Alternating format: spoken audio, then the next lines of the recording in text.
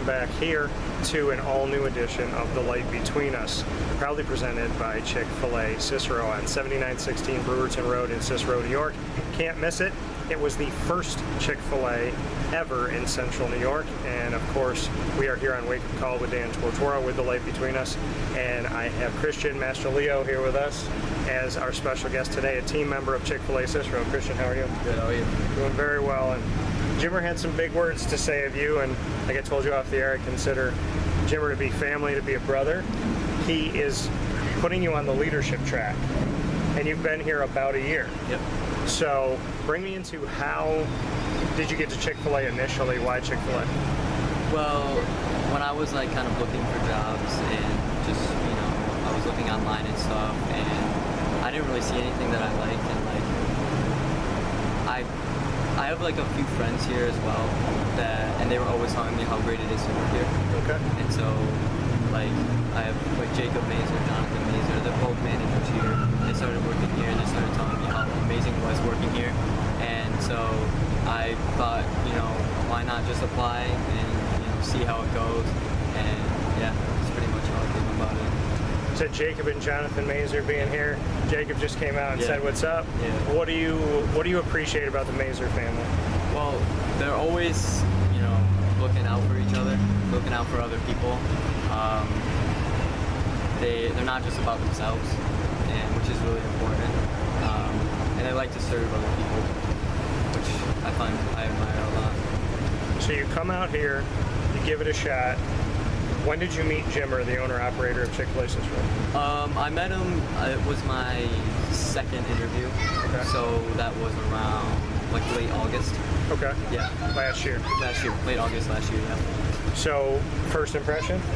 First impression, he's very kind, very, you know, he's considerate of everything. He is a leader still, and I find that, you know, I admire that a lot, and he does a great job here, and I wanted to be under his leadership as well.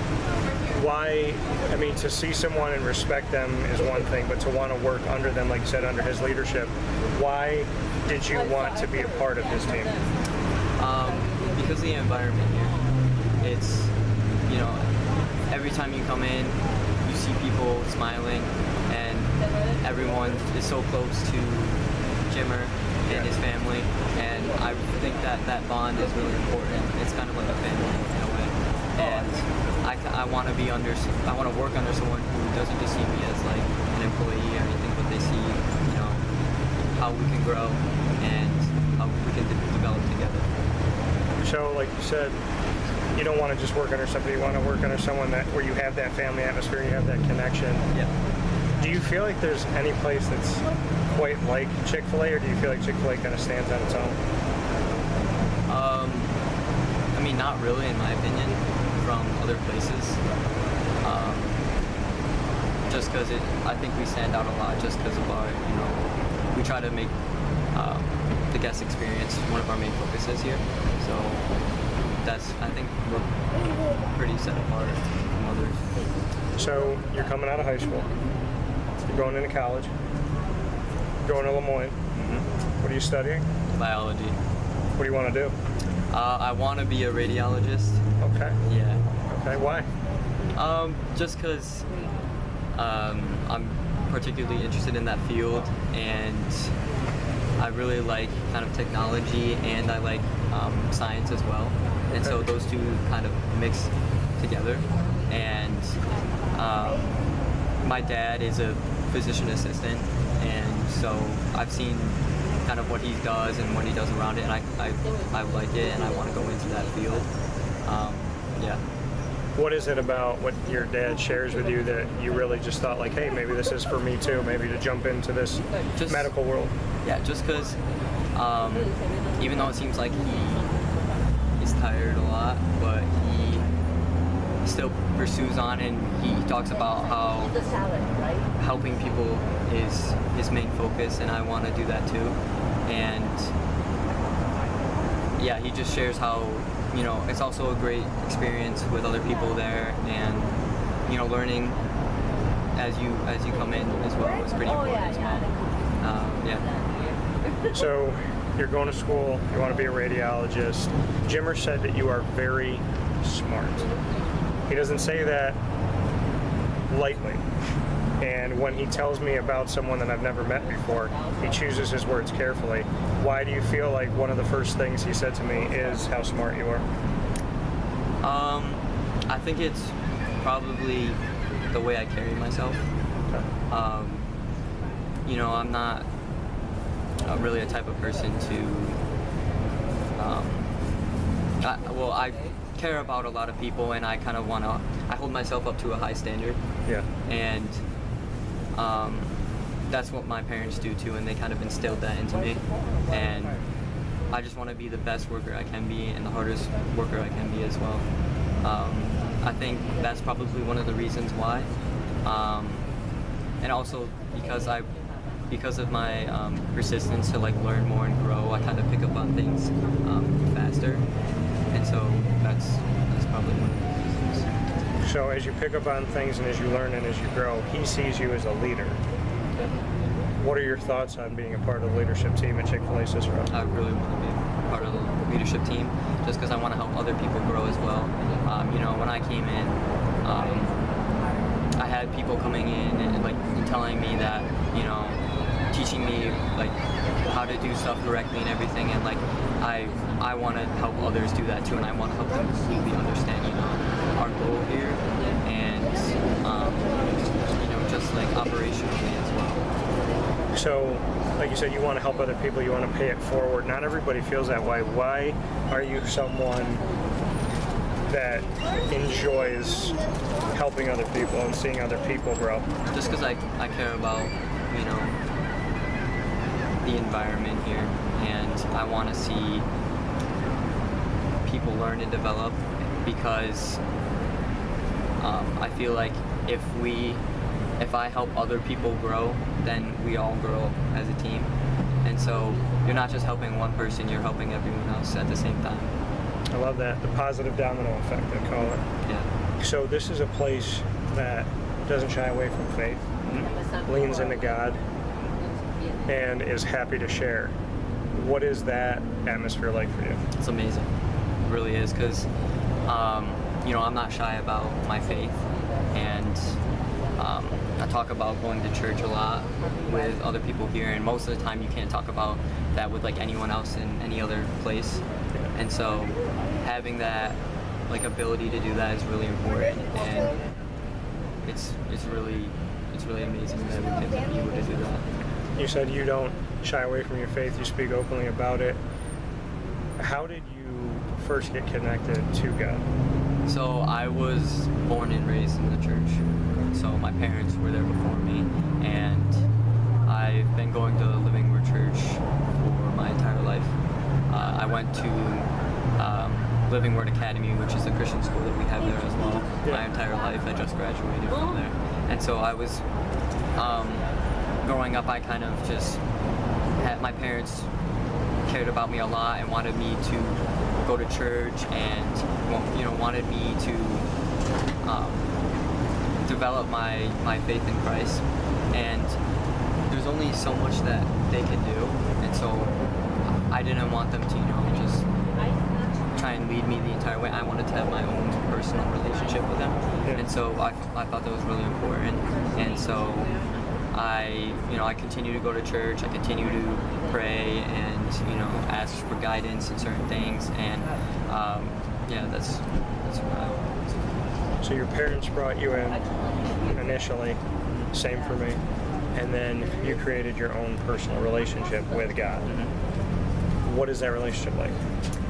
It's like a family bond again, like I was saying, like how, you know, it's not so much like, I know that it's like almost servant-like, but it's not really in a way, because we have to have obedience to him, but also he has mercy and grace on us, so he cares about us as well, and so I just find that I talk to him as much as I can, pray about certain things that I want to pray about, and that and I ask for forgiveness about things, and I ask for guidance in my life because I know His will is the best will for my life. Why do you believe that God is real? Because of, you know, the atmosphere that I see in church and that I witness on a daily basis, and how when I'm talking to other, you know, Christians or anyone else about the Lord, I can see how the Lord is working in their life. Yeah. And I think that He works in everyone's life, and He always has a plan for everyone. And I also know in my heart that when I pray to Him, He's always listening. And even if I don't get an answer right away, that's okay, because I know He's still listening, and He'll work out things for the best. Like, His answer could be no, and I wouldn't like it, but still have to, you know, follow His will. When we don't get the answer we want, why do you keep believing? Some people stop believing or think that there is no God when they ask for something and they don't get it, or they don't get it as quickly as they want it. Because I know He wants what's best for me, and I know that if I continue to do the things that I want, like, it's gonna be on things that are more materialistic. It's not gonna be on things that, you know, will help me grow in my relationship with Him.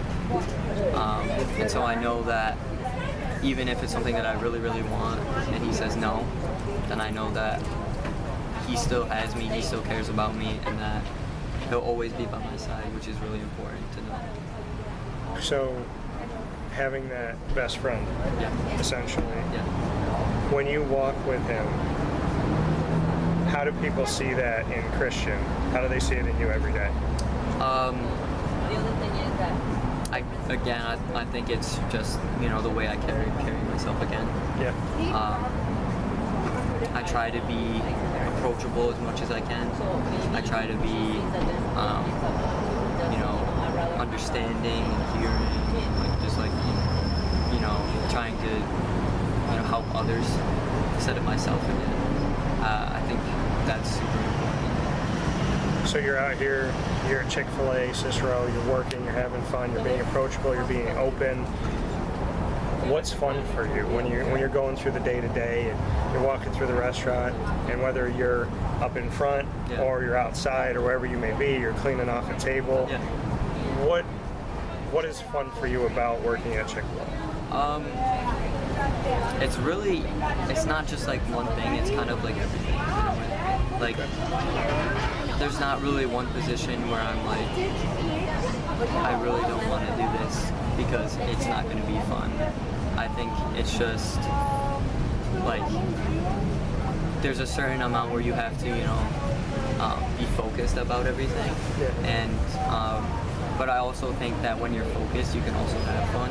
And serving other people is part of my fun. And I also, when I'm outside especially, it's really nice to be outside and, you know, engage with the guests, because the guest experience is pretty important here as well. When you say how are you say my pleasure. You know, some people, some places, some businesses say things because they have to. How do you work to mean what you're saying when you're at Chick-fil-A? I kind of try to